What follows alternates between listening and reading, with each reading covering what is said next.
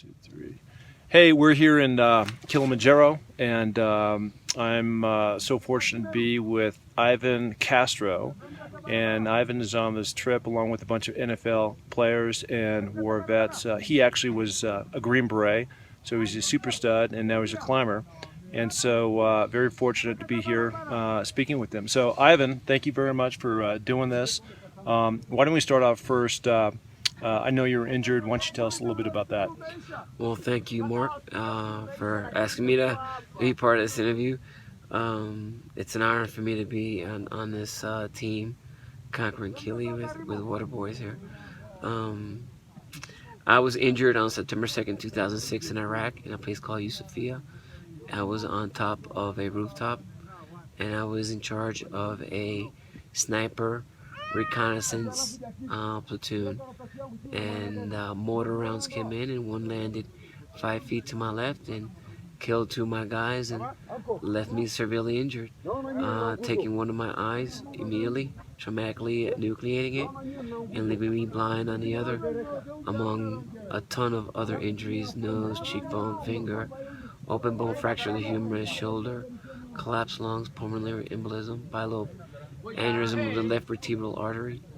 So It's a lot of stuff. yeah, a lot of injuries. So now we're up here. Right now we're 11,500 feet, and we're going to go up to 19,330 feet, which is the highest mountain in South Africa, or actually Africa. And he's going to do it. And to get to where we've been today has been a challenge for everybody. A lot of up and down, a lot of rocks, crossing rivers and whatnot. And so a tremendous amount of courage just to, can't imagine trying to attack these mountains, let alone not being able to see where you're going. Why are you here on Kilimanjaro? What do you want to accomplish? Well, 2 things. I'm here in part of support of Chris Long and his foundation, as well as the Water Boys. Providing clean water to villages and schools here in Tanzania. It's hard to really explain the need for clean water. We take it for granted at times. When we always have it, and when we don't have it for back in the U.S., we don't have it for a day or maybe a couple of hours. But these folks, a lot of them have to travel long distances in order to get this water, and sometimes it's not even clean.